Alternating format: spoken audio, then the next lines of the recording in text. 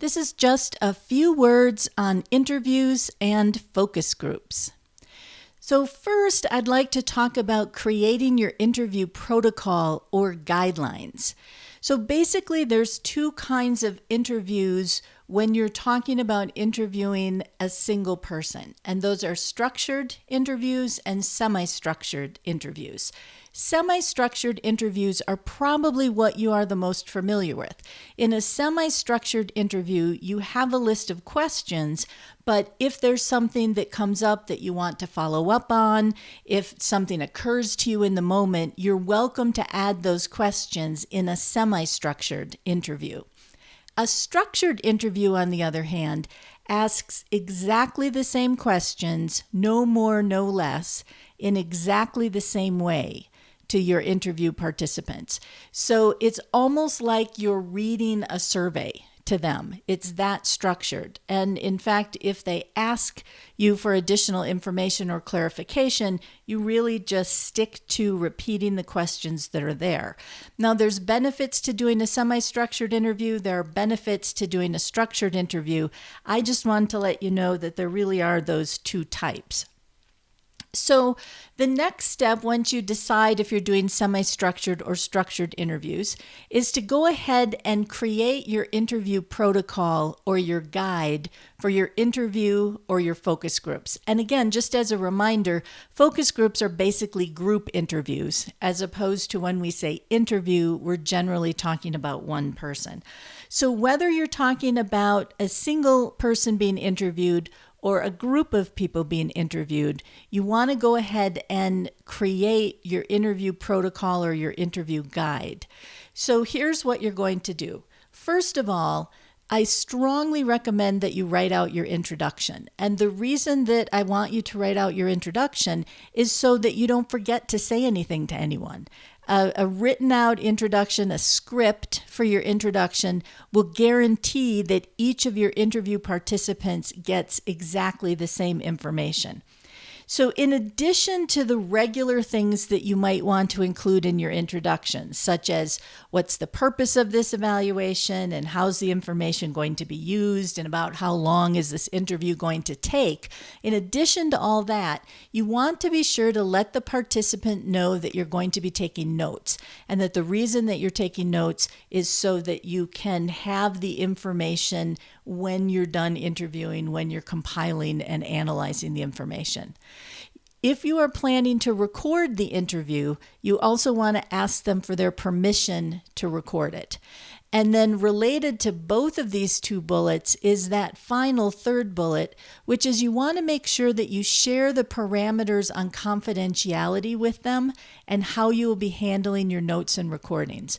So if the confidentiality agreement that you have made with whoever else, whether it's a key stakeholder, anyone that you're interacting with in the organization, the agreement that you've made with them on confidentiality is what needs to be shared. So if you have agreed that no one is going to listen to the recording and no one is going to see your notes but you, then that's what you can tell your interview participants. If you have agreed that you're going to share all this information with the organization, then that's what you need to let your interview participants know. So the purpose of letting them know the confidentiality, what's going to be happening in terms of confidentiality, what's going to be happening in terms of the notes and the recordings that you're making, the purpose of that is so that they're aware of what's going to happen to the information they provide you before they provide it. So those are three things that you want to make sure that you include as part of your written out introduction. So for individual interviews, you're going to want to write out all your questions. And if you are doing a semi-structured interview, you want to go ahead and consider writing possible follow-up prompts. So you have a question, and maybe if they say yes, you go in this follow-up direction. If they say no, you go in this follow-up direction. Or if they say a particular answer to the question, you might have some follow-up questions that you want to ask. The other thing that you might want to consider for your note-taking is you can either write out your questions and leave space after each question so that you can take notes, Or you might want to put all of your questions on one sheet numbered so that then you can take notes on a pad of paper and number so that you know which answer, which comments go to which question. So whichever of those ways makes the most sense for you for gathering notes, that's what I encourage you to do. Now, if you're doing group interviews or focus groups, you definitely want to write out all of your questions as well. There is no such thing. Well, I don't know if that's true, but most of the time, 99.5% of the time, you're going to be doing semi-structured interviews with focus groups. And then finally, write your closing statement. Make sure that you have a nice, clear way for yourself to end the interview, including thanking the person or people that are being interviewed for their time. So that's creating your interview protocol. Next thing we're going to talk about is capturing your interview data. So I strongly recommend that you both record your interviews and that you take notes. And here's why. Because recordings fail. Sometimes you think you're recording and it has stopped recording, or the recording gets corrupted, or you accidentally delete the recording at some point.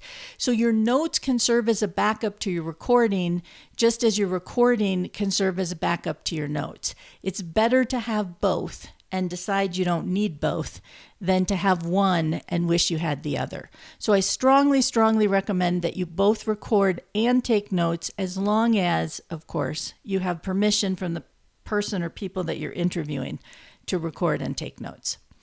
All right, so for individual interviews, what you're going to do is you're going to take notes and then you're going to record so that you can transcribe for future reference. What I recommend for group interviews or focus groups is that you bring another person to take notes, and then you also record so that you can transcribe later or use it for reference. Here's why I suggest you bring another person to a focus group. Imagine that you're leading a focus group of 6 people. So there's 6 people in the room, all interested to participate in this conversation. You ask your first question and all 6 people start talking. So as they're all talking, you're trying to pay attention to each of them. You're trying to make sure that you have the opportunity to clarify what each of them are saying. You want to make sure you have good follow-up questions based on what each of them are saying. It's too much to manage the focus group discussion and to take the notes. What happens is if you try to do both, one or the other suffers. So either your notes are not nearly good enough because you're focused on the discussion, or your discussion is not nearly good enough because you're focused on the notes. And the way to take care of that is to just bring somebody else in who can take notes on the conversation for you. Now, let's talk a little bit about transcribing. So when you transcribe, I recommend that you use some sort of digital recording. So that might be an actual digital tape recorder. This is just an example of one digital tape recorder, but there are many on the market. Or you might decide that you're going to use your smartphone to do digital recording, your smartphone or a tablet or something like that. There are many apps available for recording. Here's one that I like. I'm not saying it's the best one out there, but it's the one that I use. And this is called Voice Recorder Free, and it's an app that's available on iOS. I don't have an Android device, so I don't know what a good app is for an Android device, but you can just search the web for best voice recorder Android, and you'll see all kinds of people's ideas, and then you can look at them and decide which one makes sense for you. So whether you're doing a digital recorder, whether you're using your smartphone or tablet, a digital recording is really going to help you in the long run. Now, because we're doing digital recording, there's many different file types or file formats that digital recordings can be made in. The 2 most popular are WAV and MP3. And I want to mention these because some of your digital recorders, many of your smartphone apps will give you the option of which format you want to record in. So I just wanted to briefly talk about that. A WAV format is a format that includes every piece of information about the audio recording. So every sound, everything is included in a WAV file. Because of that, WAV files are huge. So the good news is all the information's there. The bad news is They're huge. And it's maybe not such a bad news if you're using a digital recorder, but if you're recording on your smartphone, you may have a limited amount of space on your smartphone or your tablet that you can record to. The second file that's listed here is MP3, which I'm sure you've heard of before. And an MP3 is what's referred to as a lossy format. And what that means is an MP3 file is compressed. It's pushed together and made smaller. And the way that they make it smaller is by actually removing pieces of information from the audio file. Now, the software that does this, the compression that makes it an MP3 file, is smart enough to not take out critical information, but it is in fact losing information from that file. You don't have all of the audio that was actually recorded. The good news about an MP3 file is that it is significantly smaller than a WAV file. It depends on the compression ratios and all of that, but it's not unusual for an MP3 file to be half the size of a WAV file.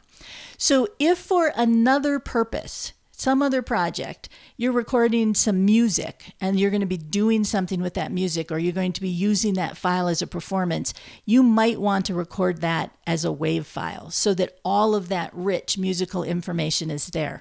But when you're talking about speech, which is what we're going to be doing for interviews, for most of us, to our ears, we can't even tell a difference between WAV and MP3. So I encourage you to do your recording as an MP3 file, because even though it's a lossy format, it's compressed, some of that information won't be there, you're not even going to be able to hear it. You're not even going to be able to tell the difference. And you're not performing this anyway. This is just information that's there for you so that you can transcribe it into typed words, or so that you can use it to support your note taking. So digital recording with a recorder or a smartphone app. Now, the microphones on recorders and smartphone apps on smartphones are pretty darn good. So what you might want to do for your project is simply use your microphone that comes built into the digital recorder or the smartphone. At some point, you might want to use microphones. So I just want to talk a little bit about microphones. So there's several different kinds of microphones that you can use with either a digital recorder or a smartphone. The first one that I have pictured here is a lavalier microphone. Most of you are probably familiar with these. They clip on your lapel typically, and this is what people use when they stand at a podium or when they have it in their pocket and walk around the room, and so that their voice gets recorded. I like lavalier mics if I'm going to use a mic, because they do a pretty good job and they're kind of cheap. So I like them for that purpose. So whether you're using a lavalier mic or whether you're just using the built-in mic on your digital recorder or your smartphone, you don't have to clip it to the person's shirt. What I encourage you to do is to place your microphone or your recorders in the place that makes the most sense to get the best recording. So very often I'll have a tripod in between me and the person that I'm interviewing, and I'll clip the lavalier mic right to that. Or I'll have a stack of books and I'll put my digital recorder on that stack of books in between us. The idea is that you want to get the microphone positioned so that it's as close to the person's mouth as possible, as well as close to your mouth so you can hear what you're asking them, and able to pick up everybody's voices. So typically in a one-person interview, that's in a raised place right in between the two of you. If you are doing a focus group, you might have this in a central area if people are sitting around a table, for example. So that's a lavalier mic. You can, speaking of focus groups, you can, with many of the smartphone apps and digital recorders, have more than one mic. You've probably seen for your headphones those splitters. So one pin goes into the smartphone and two connectors come out. You can, depending on your smartphone app and your digital recorder, connect two lavalier mics. And that gives you the opportunity, if you're doing a focus group, for example, to spread those mics around the table so that you have the best chance of getting everyone's voice. Now, in addition to lavalier mics, there are some mics that just connect directly in through that pin right to your digital recorder or to your smartphone.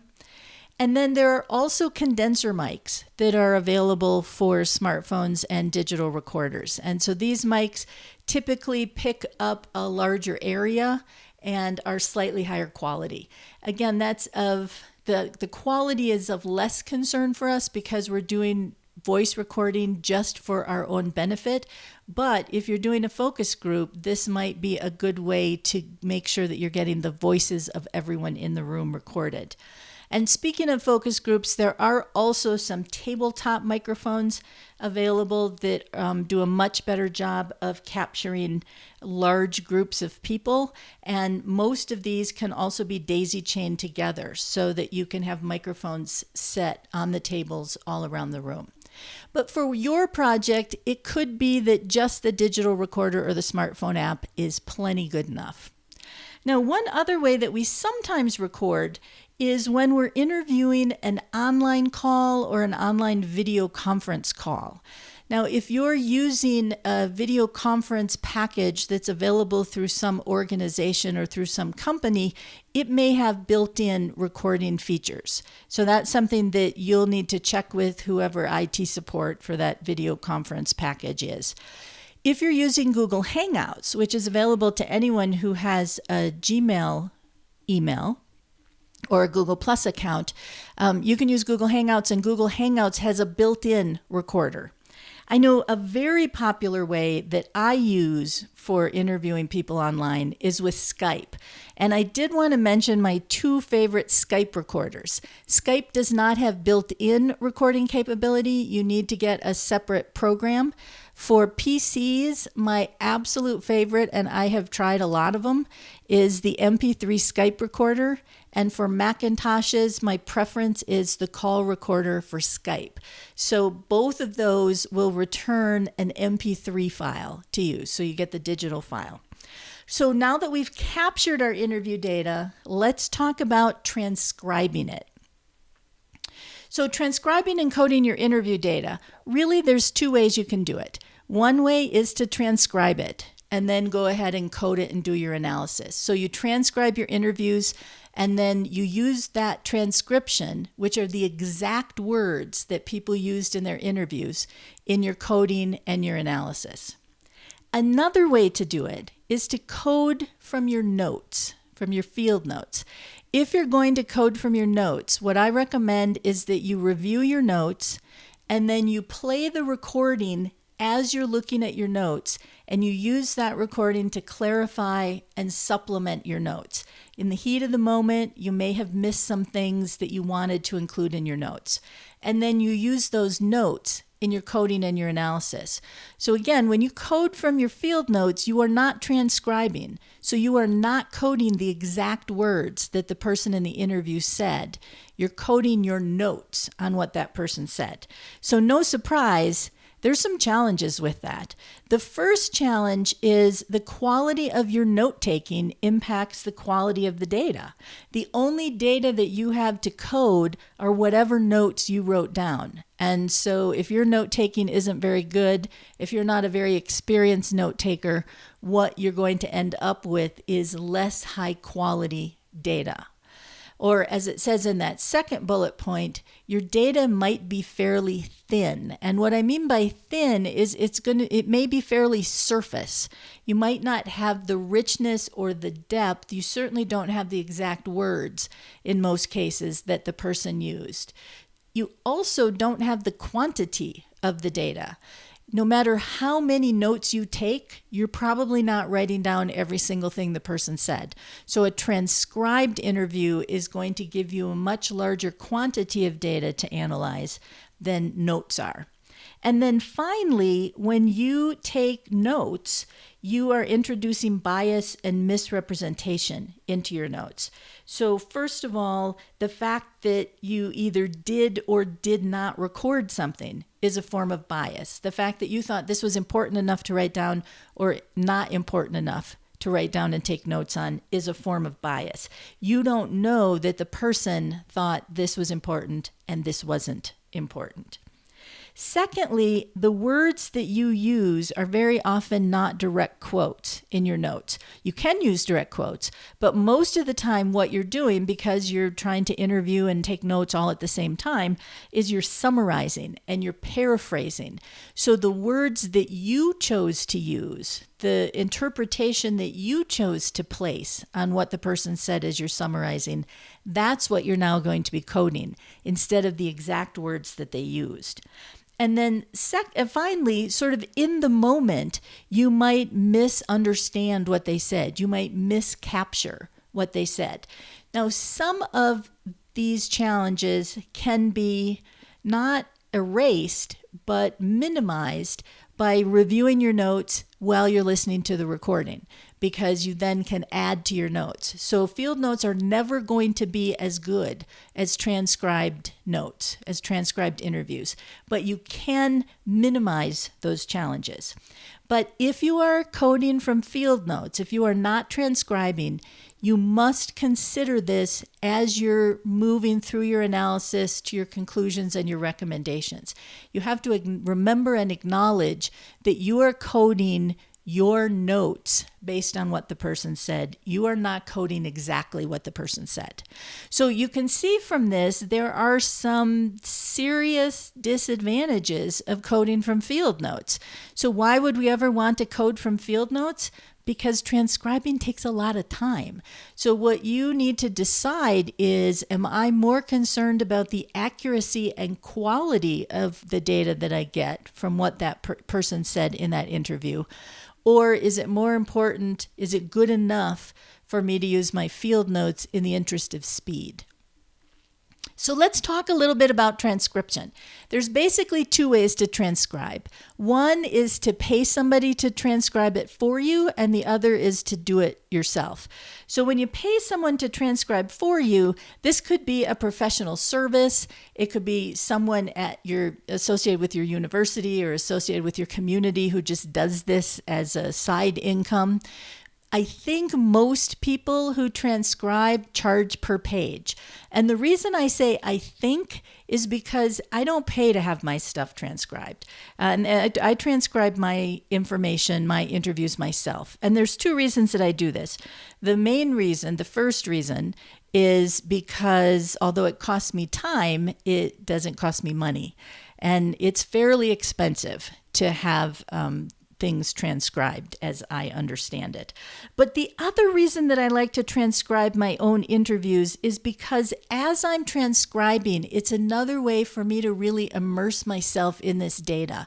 It's another way for me to get a deep review of what the person or the people said in my interviews. So while I'm transcribing, I'm reviewing it. While I'm going back and correcting my inevitable typos, I'm immersing myself in it. So it's just a great way to get connected to your data. So if you decide to transcribe it yourself, I have a few suggestions. The first is the way that you transcribe it. So the worst possible way to transcribe is to take your digital recorder or to take your phone and press play and then try to start typing, and then when you get behind, click on the digital recorder or the smartphone app and press stop, and it'll take you forever to do it that way. I recommend that you use a piece of software. The best free software, in my opinion, is Express Scribe transcription software free. Now, the free version is only available for non-commercial use, and it has a few less features than their pro version. So if you decide that you want to do transcribing for commercial purposes, or if you decide that you want whatever those missing features are, you might decide to go ahead and pay. If you decide to pay, there's many transcription packages that are available for a fee, but this is the best one, I think, for free. And I don't even know what the other features are in the pro version because everything I need is available in the free version.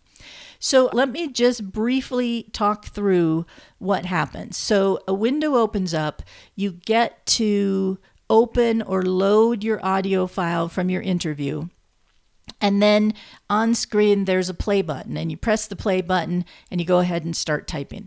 And there are shortcut keys that you can use to stop, to forward, and to play and to review.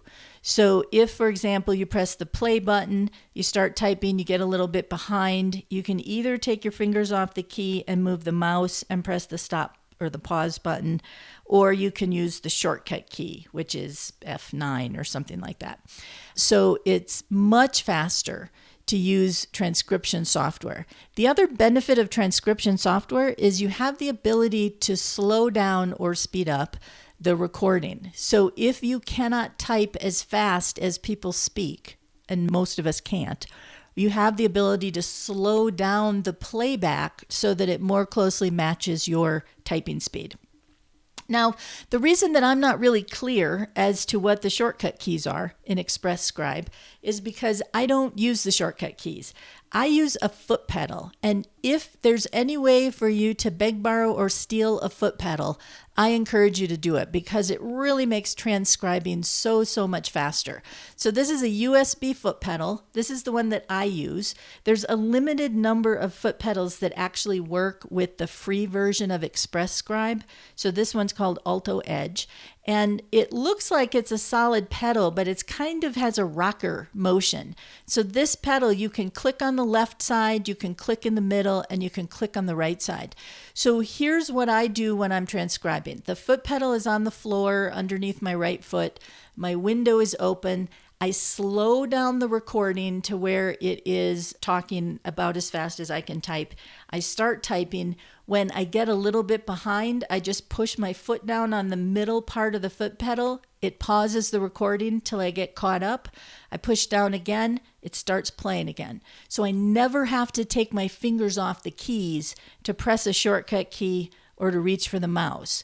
I'm doing the starting, the stopping, and the rewinding with my foot. So let's say I was typing along, I got a little bit behind, so I pushed the middle of the pedal so that it stops, and then I want to go back a little bit because I missed something. I just push on the left side and it rewinds, and when I'm done rewinding, or when I've rewound as far as I would like, I lift my foot up, I press it in the middle so that it starts playing again. So all of the controls of the video are under my feet. All my fingers have to do is stay on the keys and type.